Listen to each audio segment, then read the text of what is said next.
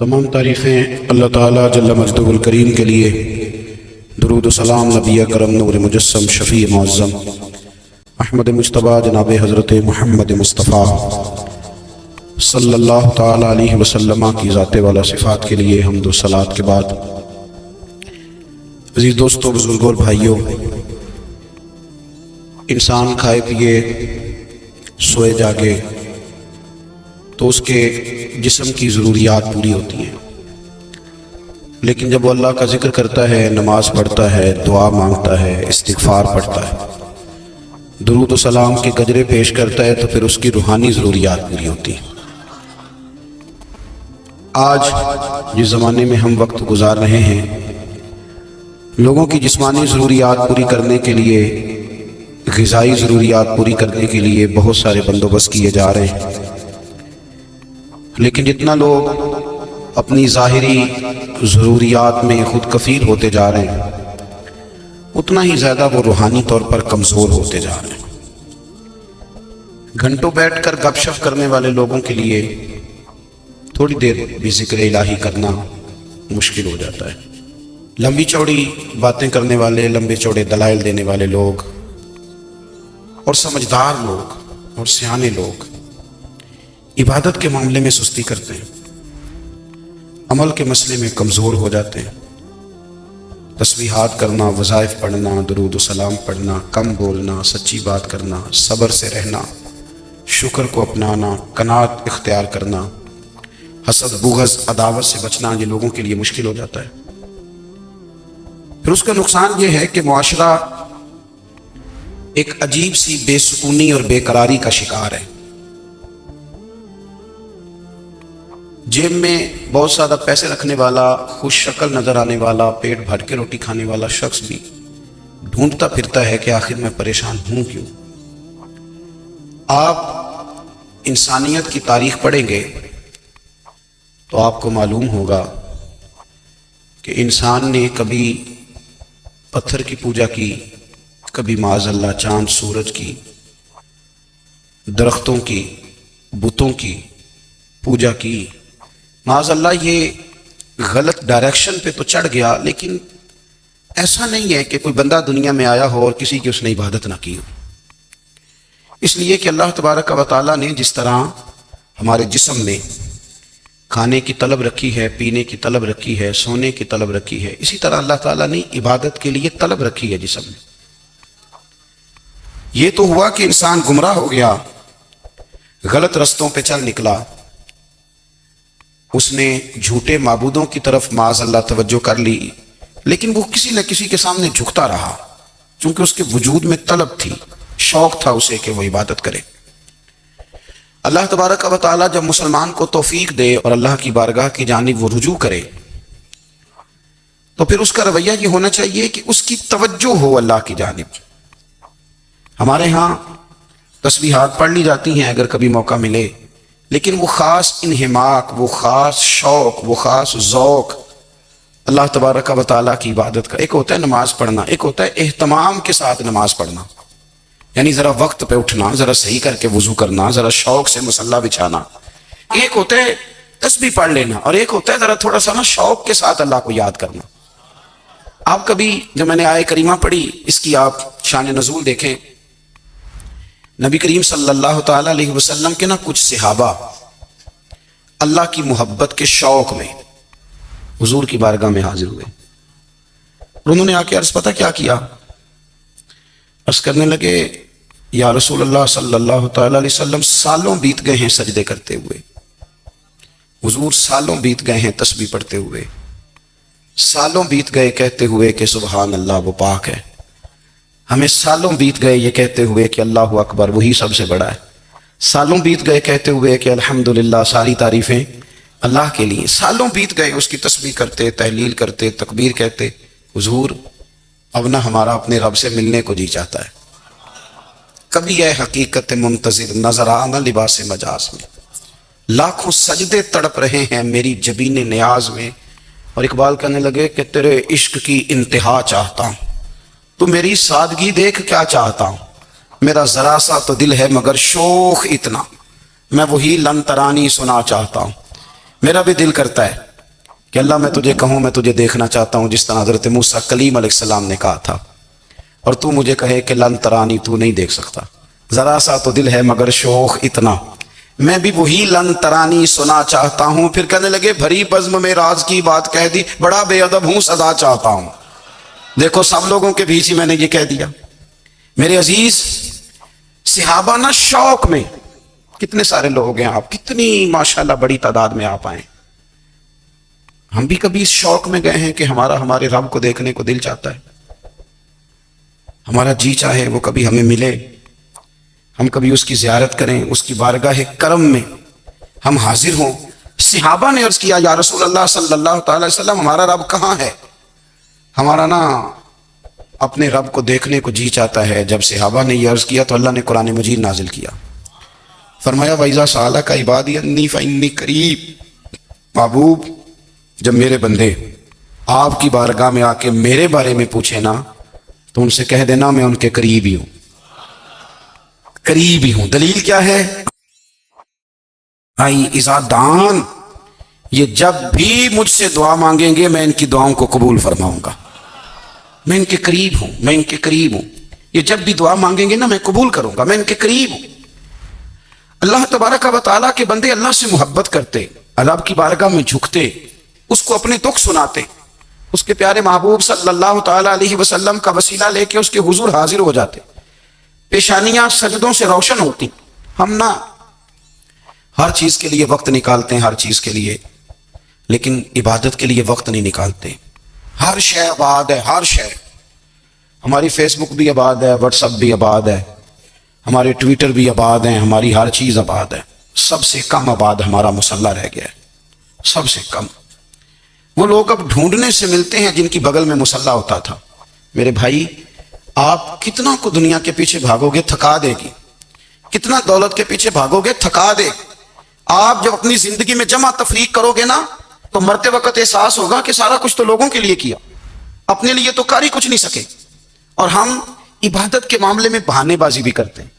ہم کہتے ہیں اوہ رزق کمانا بھی تو عبادت ہی ہے نا، میں حلال روزی کے لیے جا رہا ہوں، یہ بھی تو عبادت ہے نا۔ میری طرح کے لوگ کہہ دیتے ہیں کہ میں سویرے اٹھ کے مدرسے میں کچھ اسباق دیکھتا ہوں تو یہ بھی تو عبادت ہے، میں بیان کرنے کے لیے مطالعہ کرتا ہوں تو یہ بھی تو عبادت ہے نا، اتنے لمبے سفر کر کے ملک میں دنیا میں گھومتا ہوں تو یہ بھی تو میں عبادت ہی کر رہا ہوں۔ اب اسپیشل نفلوں کے لیے وقت کس طرح نکلے، اسپیشل کر کے تسبیح میں کیسے چلاؤں، میں سارا کچھ ہم بہانے بنا لیتے ہیں نا۔ میرا سوال یہ ہے کہ یہ ساری باتیں صحابہ کو، نبی کریم کو، دیگر لوگوں کو بھی تو پتہ تھی نا، لیکن آپ غور تو کریں 23 سال حضور کو وقت ملا، مختصر وقت ظاہراً تبلیغ کرنے کے لیے، پوری دنیا میں دین بھی پھیلانا ہے۔ گھر میں 11 ازواج ہیں، 4 بیٹیاں ہیں، ان کی اولادیں، سارے کام کاج بھی دیکھنے ہیں، لیکن سیدہ طیبہ طاہرہ حضرت عائشہ صدیقہ رضی اللہ تعالیٰ عنہ فرماتی ہیں سارا دن تبلیغ کرتے، ہر غلام کے دکھ سنتے، گھر میں آتے تو اپنے گھر والوں کا خیال کرتے، کام میں ہمارا ہاتھ بٹاتے۔ قربان جاؤں، کہتی ہیں زمانہ سارا سو جاتا لیکن آمنہ کے لال مصلی بچھا لیتے۔ دنیا سو گئی، ساری سب سو گئے، جو خدام تھے، وہ جو غلام تھے، وہ سو گئے۔ صحیح مسلم میں لفظ ملیں گے، سیدہ پاک فرماتی ہیں او میرے نبی کے غلاموں، میں نے یہ رنگ بھی دیکھا ہے کہ حضور نے اتنا کھڑے رہے، اتنا قیام کیا، اتنا قیام کیا کہ مقدس پیروں میں ورم آ گئے، سوج گئے پیر۔ اتنے بڑے دل پہ ہاتھ رکھ کے نہیں بتا سکتا کہ میرے کبھی نماز میں پیر سوج گئے، کوئی نہیں بتا سکتا۔ بچوں کی روٹی کماتے تھک گئے بات الگ ہے، ہم سیر کرنے گئے تو تھک گئے بات الگ ہے، لیکن عبادت میں یہ بھی تو مسلم شریف ہے نا، یہ بھی تو دین ہے نا، یہ بھی تو حضور کی سنت ہے، یہ بھی تو وہ چیز ہے جو کریم کی آنکھوں کی ٹھنڈک ہے۔ سیدہ فرماتی ہیں پیروں میں ورم آ گئے، اور ساری رات ہی حضور نے نماز پڑھی اور ایک ہی آیت بار بار دہرائی۔ مسجد نبی میں بلال حبشی نے فجر کی اذان دے دی اور حضور ابھی مصلی پہ تھے، کریم فارغ ہوئے۔ میں نے عرض کی یا رسول اللہ صلی اللہ علیہ وسلم آپ کے تو صدقے اللہ اگلے پچھلوں کے گناہ معاف کرے گا، تو آپ اتنی آہوزاری کیوں فرماتے ہیں؟ آپ تو شفیع ہیں، آپ تو انبیاء کے امام ہیں۔ تو حضور نے فرمایا عائشہ تم نے گنوایا ہے نا میرے اللہ کی مجھ پر کتنی رحمت ہے، افلا اکون عبدا شکورا، فرمایا اگر اس نے اتنی نعمتیں دی ہیں تو کیا میں اس کا شکر گزار بندہ نہ بنوں، میں شکر گزار بندہ نہ بنوں اس کا؟ پھر اگر اتنی نعمتیں اس نے دی ہیں، مجھے اتنا نوازا ہے، تو پھر میں اس کے سامنے سجدے نہ کروں؟ او میرے بھائی، بڑے قابل فخر لوگ ہیں ہم کہ ہم نبی پاک کے غلام ہیں. ہم قابل فخر ہیں کہ نبی کریم کے غلام ہیں. کیا کبھی اس غلامی کے شکرانے میں بھی 2 نفل پڑھے کہ یا اللہ تیرا شکر ہے تو نے ہمیں حضور کا غلام بنایا ہے؟ یاد رکھیں کہ اپنی روحانی زندگی کو آباد کریں، استغفار پڑھیں، تسبیحات کریں.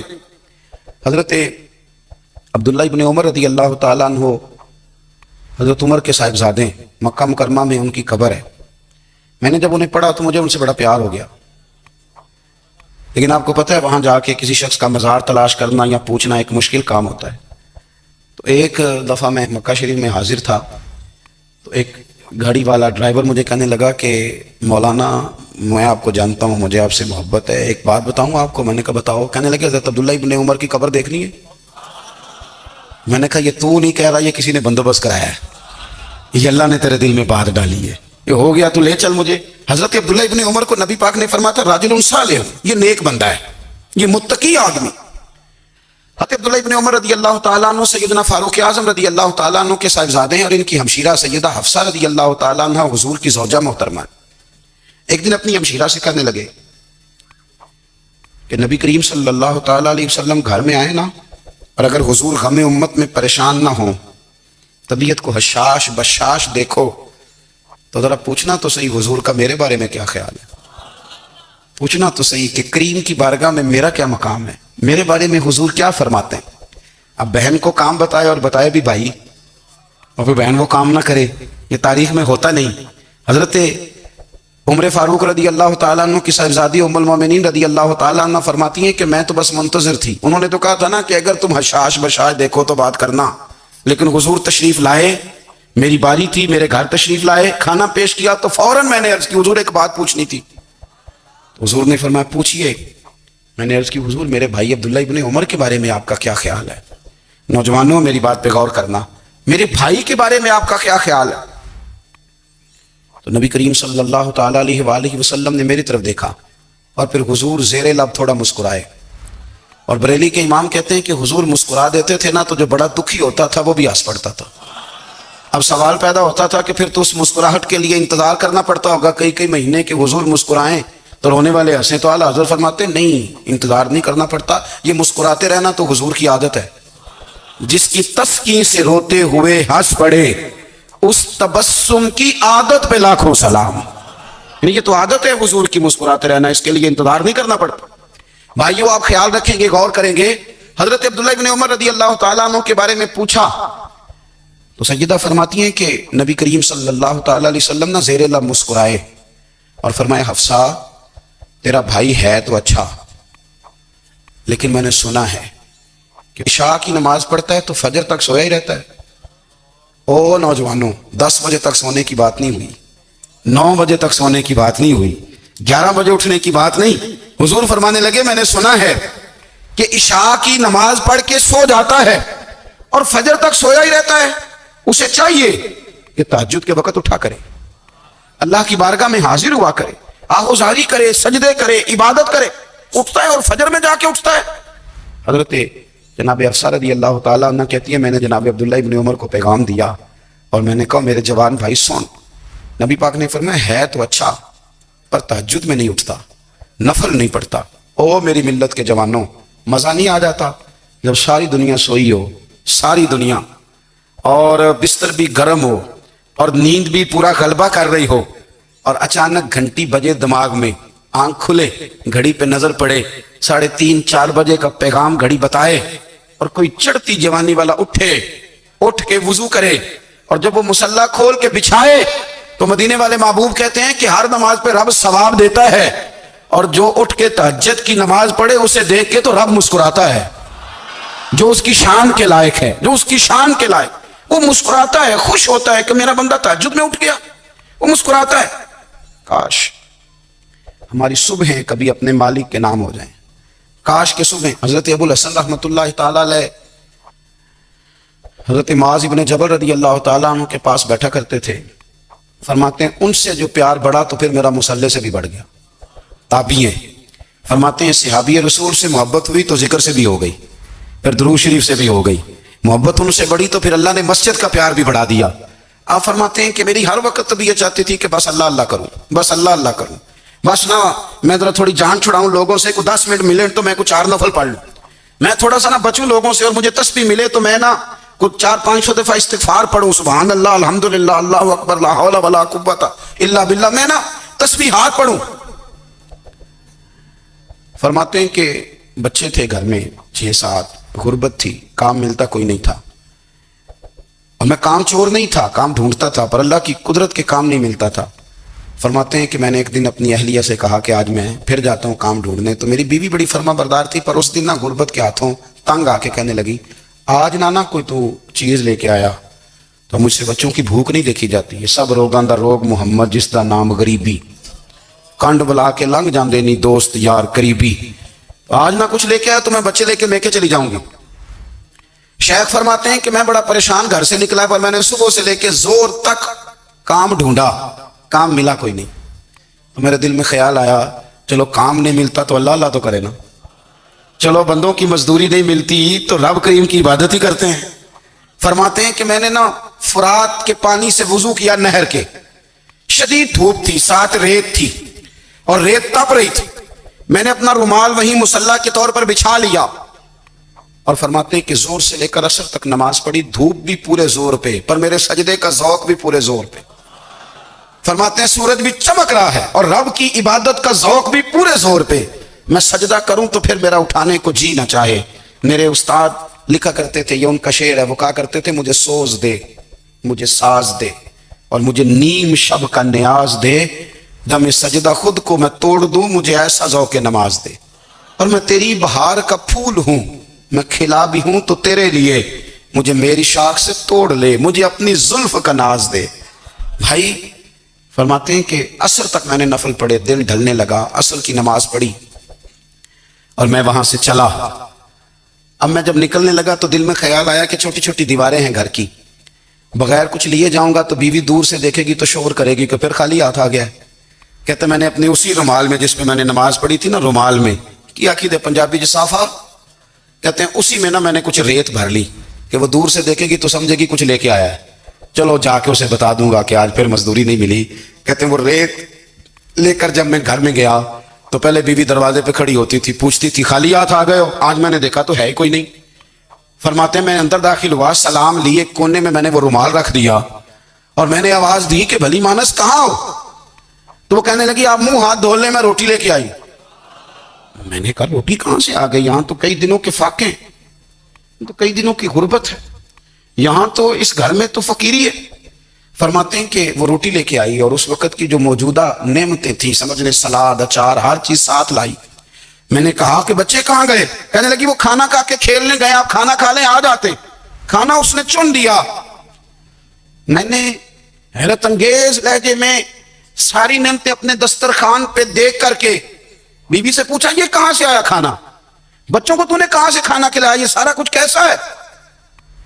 کہنے لگی پتہ نہیں آج آپ کس کریم کی مزدوری کرنے چلے گئے تھے، پتہ نہیں کس کریم کی، میرے گھر میں تو اتنی نعمتیں آئی ہیں کہ مجھ سے سنبھال ہی نہیں جا رہی، اتنا اناج ہے، اتنا گندم ہے، کس کریم کے دروازے آج چلے گئے تھے؟ یہ کہتے کہتے وہ اٹھی اور اٹھ کر کے کہنے لگی پہلے بڑا کچھ آیا تھا، اب کیا لے آئے ہو؟ اور جا کر کے نا اس نے وہ ریت والا رومال کھولا، کہنے لگے میں تو لے کے آیا تھا ریت، تو میرے رب نے اسے بھی سونے اور ہیرے بنا دیا تھا۔ جب آپ کی توجہ اللہ کی جانب، میرے نبی پاک صلی اللہ تعالی علیہ وسلم نے فرمایا ہر چیز اپنے رب سے مانگ، ہر چیز مانگ، ہر چیز مانگ۔ یا رسول اللہ کیا کچھ؟ میرے محبوب نے فرمایا تیرے گھر میں نمک بھی ختم ہو جائے تو وہ بھی اپنے رب سے مانگا کر، تو مانگنا وہ تجھے دے گا، تو اس کی بارگاہ میں کشکول طلب دراز تو کرنا۔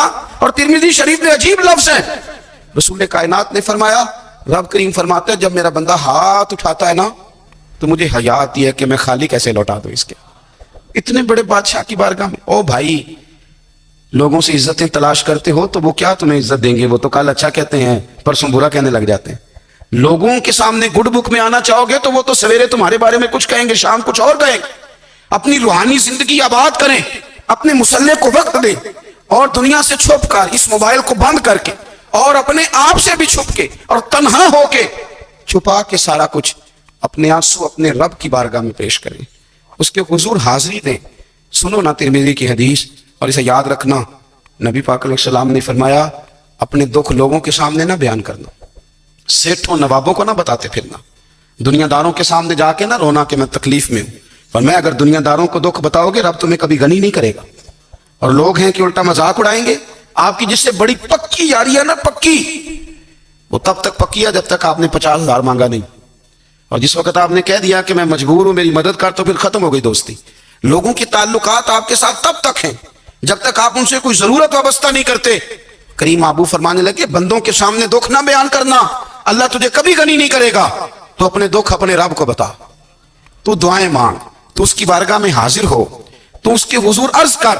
فرمایا اپنے دکھ اپنے رب کو بتا، وہ جلدی کرے یا دیر سے کرے تجھے ساری دنیا سے بے نیاز کر دے گا، تجھے کسی کا محتاج نہیں رہنے دے گا۔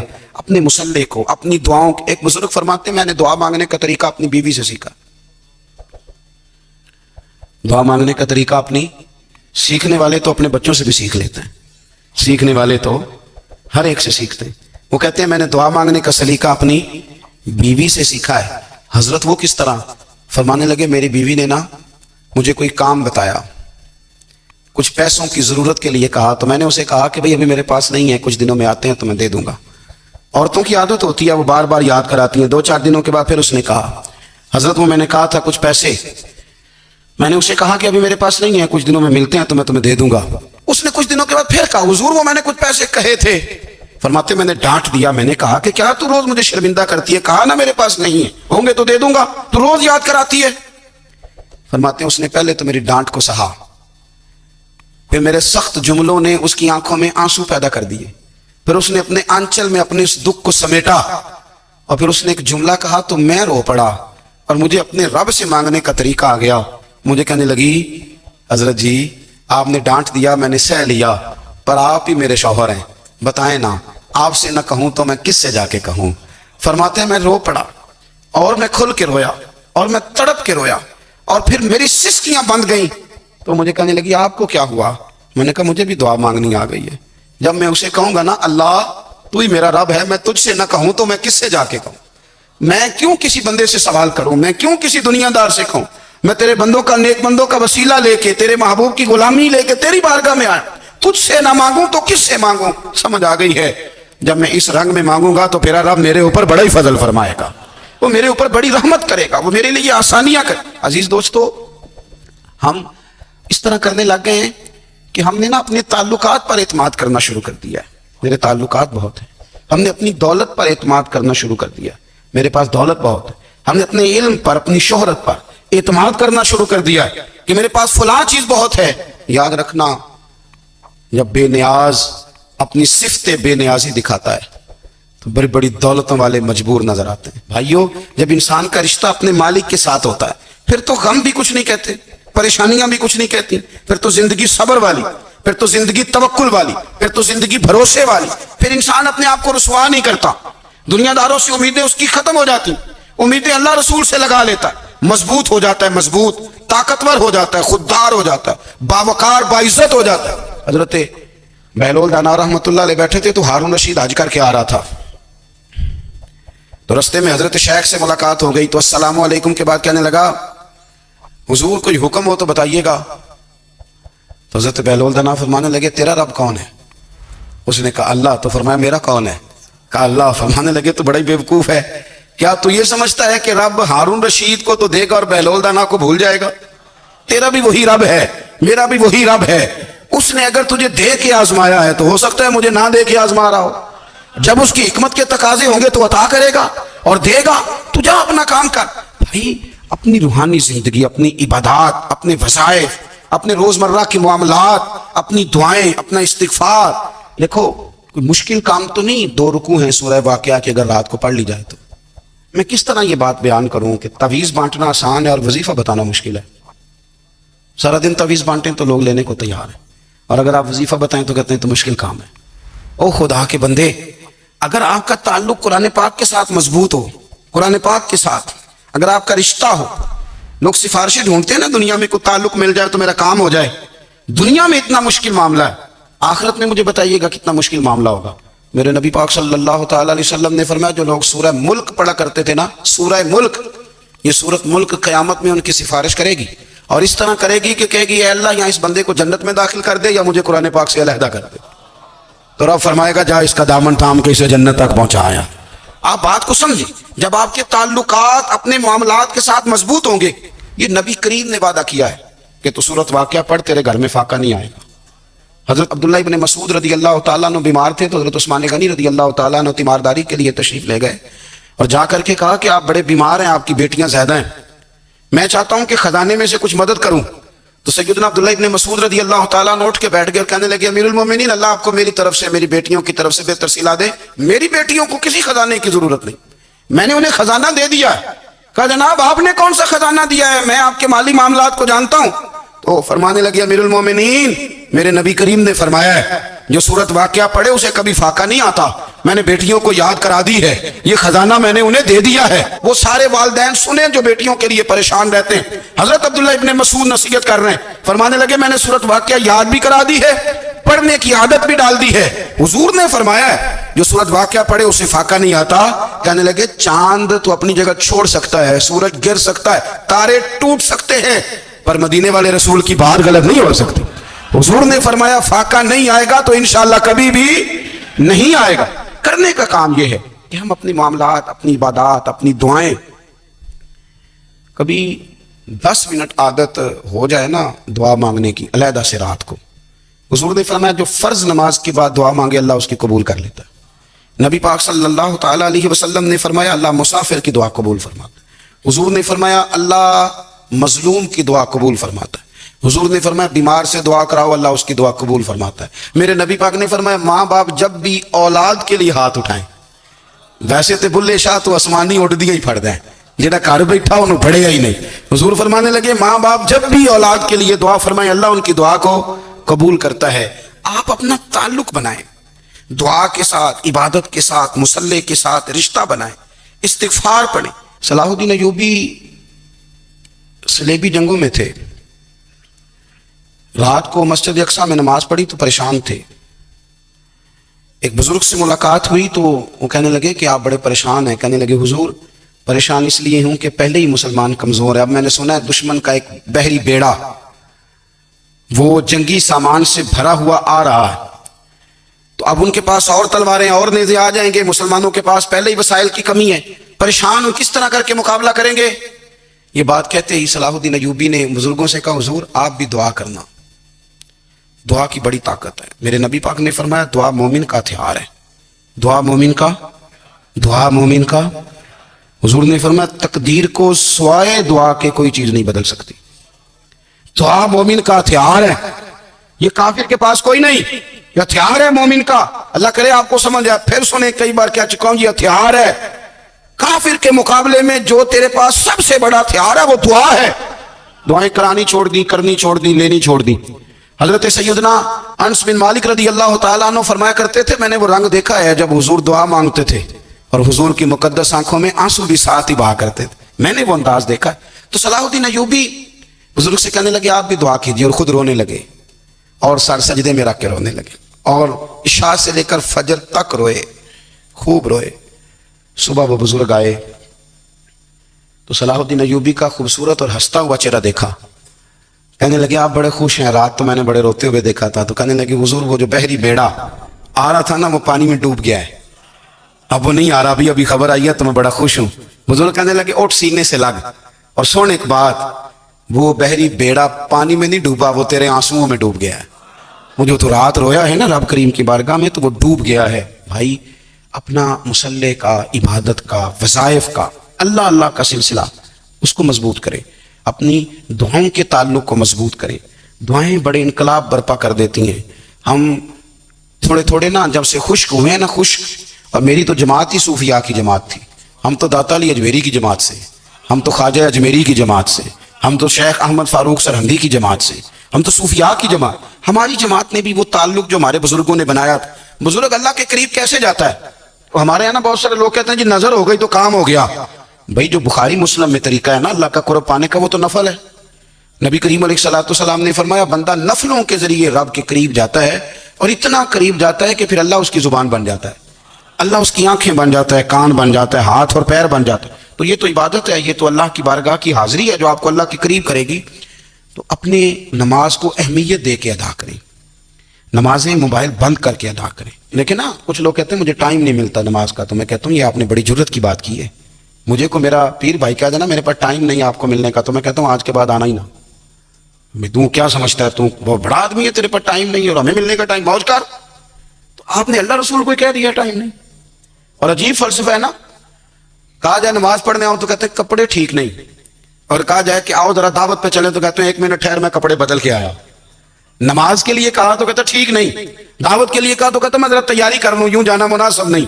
یہ معاملہ ٹھیک نہیں۔ رب تو فرماتا ہے کہ جب تم مسجد میں آئے تو زینت اختیار کر کے آ، خوب ذوق سے دعا مانگے، خوب شوق سے نماز پڑھیں، خوب استغفار کا مزاج بنائیں۔ آپ لوگوں کے بیچ رہ کے سکھ حاصل کرنا چاہتے ہیں، لیکن آپ کو پتہ ہے کئی مہینے غار حرا میں رہنا بھی مدینے والے محبوب کا طریقہ ہے۔ ہر سال اعتکاف بیٹھنا الگ سے، یہ بھی حضور کا طریقہ ہے۔ مسجد نبوی کے اندر دروازہ کھلتا تھا نبی کریم کا، پر گھر کے اندر نفل پڑھے نبی پاک، اور حضور فرماتے ہیں کچھ نفل نماز گھر میں بھی پڑھا کرو، گھر کو قبرستان نہ بناؤ۔ ہمارا گھر اللہ کے ذکر سے آباد ہوگا۔ اگر ہم نماز پڑھیں گے نا، میں جب سنت پڑھنے کے لیے گھر میں کھڑا ہوتا ہوں تو میرا جو 2.5-3 سال کا بیٹا ہے نا، وہ بھی میرے ساتھ نماز پڑھنی شروع کر دے۔ اسے پتہ کوئی نہیں نماز کیا ہوتی ہے، لیکن وہ بھی نا سجدہ نہ بھی کرنا ہے تو ساتھ لیٹ ضرور جاتا ہے۔ پتہ چلا بچے لیکچر دینے سے نماز نہیں پڑھتے، نماز شروع کر دیں تو بچے بھی شروع کر دیتے ہیں۔ ہم جب پریشان ہوتے ہیں تو لیکچر دیتے ہیں، تو لیکچر تو باہر شاید چل جائے، گھر میں کیسے چلے گا؟ گھر میں تو عمل چلے گا۔ تو میرے عزیز، آج کے اس روحانی اجتماع میں ہمارے دوستوں نے جو محنت کی، ہم نے بار بار اپنی نیت سے پوچھا خدا ہمیں معاف کرے اگر کوئی ذاتی شہرت ہے، کوئی ہمارے ذاتی مفادات ہیں، رب ہمیں ہدایت دے۔ ہماری یہ خواہش تھی کہ روحانی اجتماع ہمیں تھوڑا سا اللہ اور اس کے رسول کے جانب مائل کرے، کچھ ہمارا رشتہ مصلی کے ساتھ مضبوط کرے۔